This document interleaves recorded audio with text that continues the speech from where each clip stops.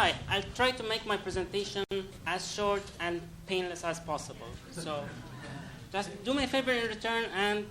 Microphone. No, okay. I'm sorry. Okay. So just do me a favor and don't ask me hard questions. I'm just kidding. Any comments or questions? If you have any comments or suggestions, please feel free to... about duplicate records in general. I mean, I will talk about duplicate records problems in databases and data warehouses.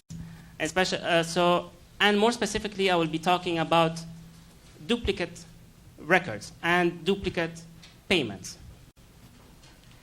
So this is the outline of my presentation. I will introduce the thing, the paper, and then I will talk generally about duplicate records, and then more specifically about duplicate payments. Then I will describe the data that I'm using, its real data, and the methodology that I followed. And then I will talk about the preliminary findings, because this is not the final results that I got. I'm still waiting for the remaining for the feedback from the company. Okay. Like John mentioned,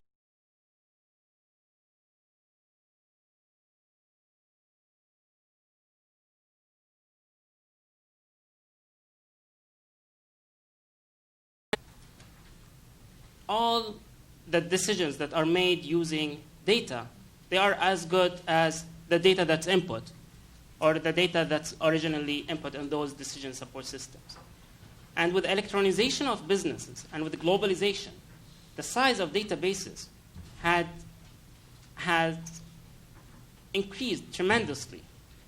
And now we have huge data warehouses and heterogeneous data which come from different sources, and they are gathered from different sources, from different systems, legacy systems, ERPs, and from flat files sometimes. All these, they come together and they are finally stored in a warehouse.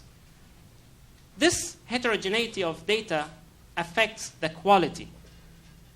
And it also gives rise to several problems, such as different structures, different schemas, and sometimes like different formats.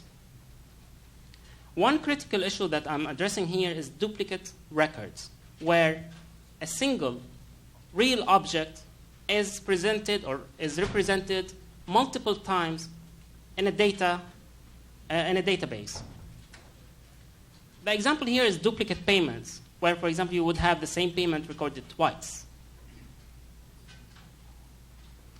When I started looking at this problem, I found in the computer science literature, I found many studies that discuss the problem of duplicate records in databases. However, when I tried to look at duplicate payments in specific, I was kind of surprised to see that how little the accounting literature has, how limited it is when it comes to duplicate payments research. So what I'm trying to do here is to bring the methods from the computer science literature and to apply them to the accounting field, more specifically to duplicate payments, and to determine or to see which method is the optimal one, or which one would yield the optimal results. Just to mention that this is a problem that's being addressed in practice a lot. I know that many companies use that, and many companies, they have many companies and agencies, they detect, they do this duplicate detection or duplicate payments detection, and they get paid a percentage of the amount that's being detected, or whatever they found or they find, they get a percentage of that. But the academic literature is very limited in that domain. So the duplicate records duplicate records in general is not a new concept or is not a new problem. This has been studied for more than 50 years, since the 60s. It started mainly with medical records, where for epidemiological purposes, they started to try and find duplicate records there. And then other fields followed, such as tax agencies, which would have duplicate records. They were looking for example, missing or incomplete social security numbers. and it has been mostly used as a fraud detection tool.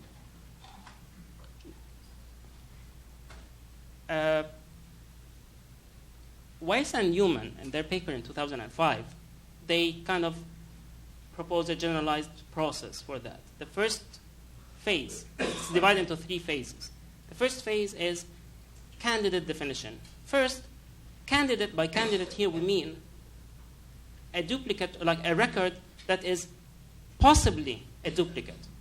So we're not sure, we just call it candidate because it may or may not be actually a duplicate. And then we have, and here in the candidate definition, we need to determine which fields to compare. For example, there's no point in comparing names to names. And to names to addresses or to dates. We compare, like we try to limit the fields because usually this is, computationally speaking, it's very costly. It takes a long time to compute when you have a huge database, and to find this, it takes a long time. So we try to limit it as much as possible. Then the second phase is duplicate definition. It's the criteria based on which these candidates are designated as, or as, like, are considered as duplicates or non-duplicates. What are these criteria? When do we consider that? The last phase is the actual, when, like, the actual detection step, or when we actually run the algorithm and we try to catch these duplicates. Now, the first 2 phases can be done offline, and by offline I mean when we start the setup, etc. So all this can be done by experts before starting the actual, before starting step 3, which is the actual work with the actual detection. There are 2 general methods that are used for duplicate detections. I'm not going into too much details.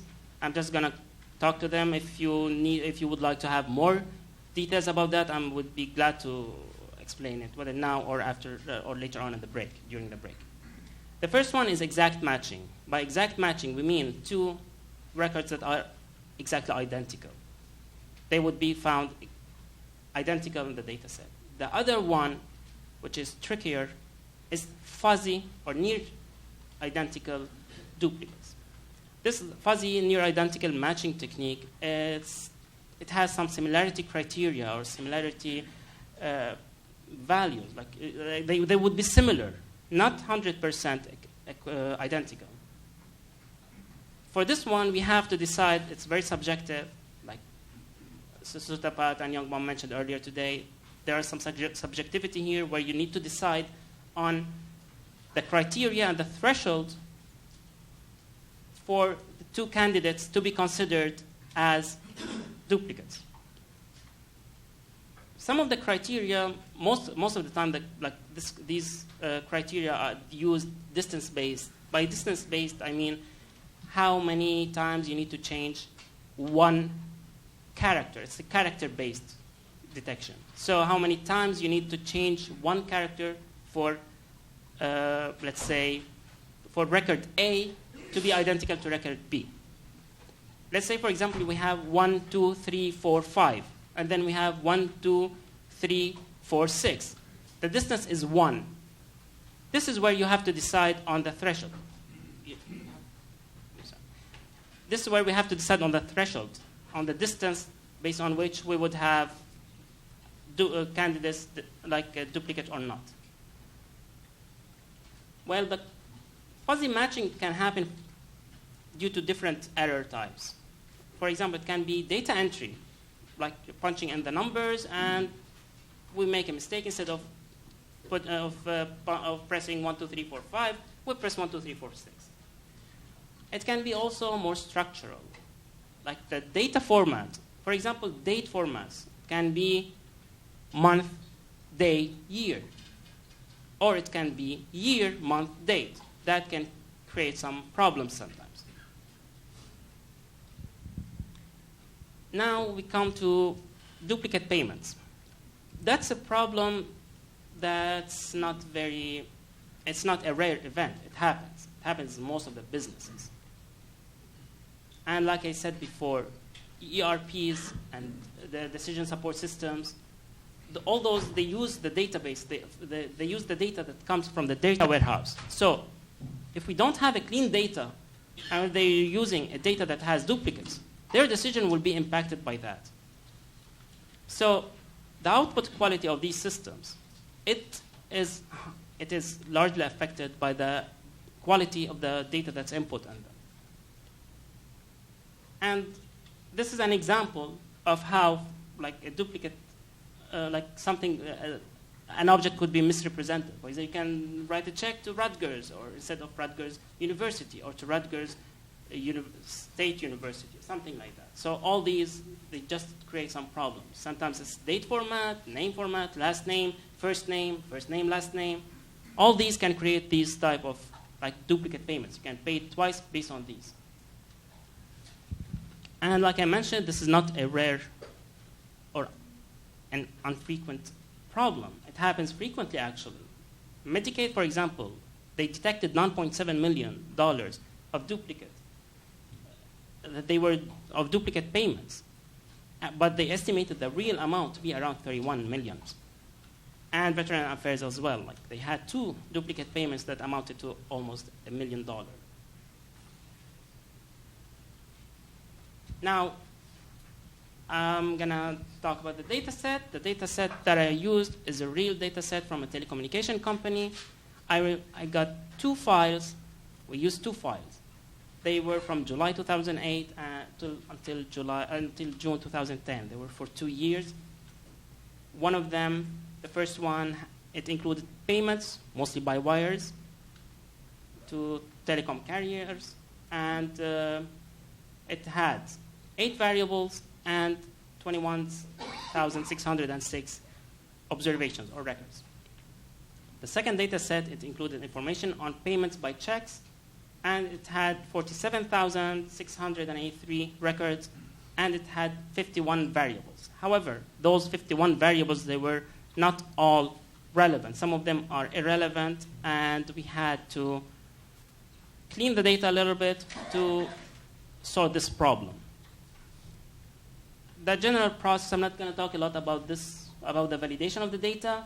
This is a standard procedure, parsing, data transformation, and data standardization. And so just quickly, it's like parsing when we identify every element in the data set, and data transformation when we have, for example, if we have to change the name of the field or make it consistent, change the unit, or something like that. And data standardization is when we have to standardize the formats, for example. So for the first data set, it was pretty clean. We didn't need to do any transformation. We didn't have any missing values. We were able to use it immediately. The second data set, it had many, like I mentioned, many irrelevant attributes. Those, after consulting the company, we were told that many of them can be just removed, and we were asked to apply some filters. The filters were applied, and the problem was solved. Same thing happened with missing values. We had some really strange values in those before the filters, prior to the filters application. But these problems kind of were solved after the filters were in place. We needed also to standardize some amounts to be used by the software, which I imported the data from Excel into ACL. And here, I used the generalized process that was used before. We decided on the candidate, like which ones to be candidate, which fields to compare, and then we decided on the duplicate definition. We drew the threshold, and we fine-tuned. Actually, we had to do many tests, and then we fine-tuned our model until we found somewhat manageable or acceptable results. And then we ran that one was with collaboration with people from the company. And at the end, we actually ran the software, and we used ACL to detect those duplicates.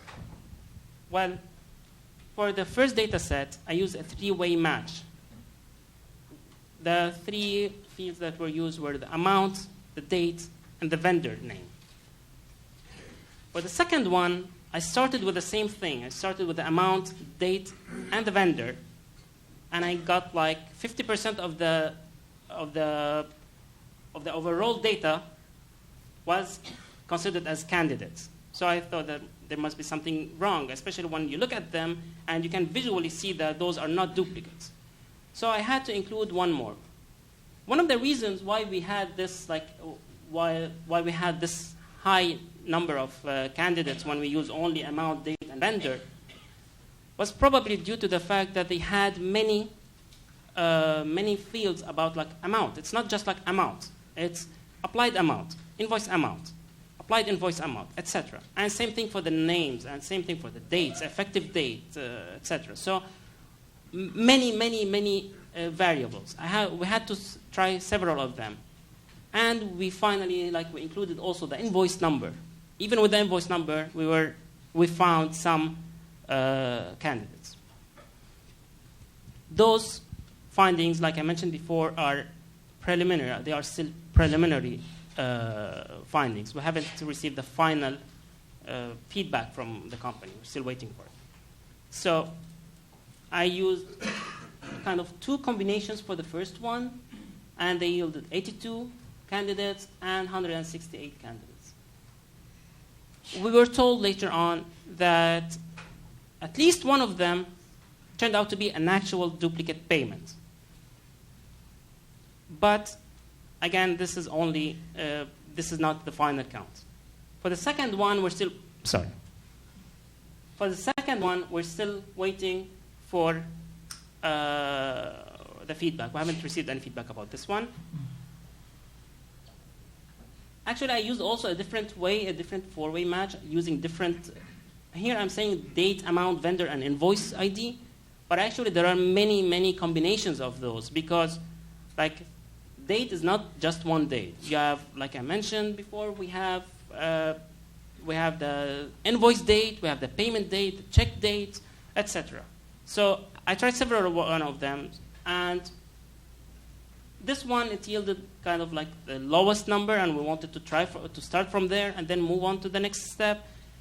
And I also sent them another set of results that included around 890 candidates. But that's going to take a long time for me to get their feedback on that one. We found actually two interesting things. We just came across these things. Among the 47,000 records, we have 12,000 records of refunds. That was just an interesting finding that we did not expect to find. And now we're working more on these refunds, but for a different thing. We also came across some compliance issue where a payment was, 4 records were enlisted under commission payment, although the company does not allow for commission payments. It turned out to be, after checking out the problem, that there was a drop-down list, and after, right before wire transfer, they had commission payment. So it was a human error, and it happened a couple of times. Now they took care of this one. Any questions?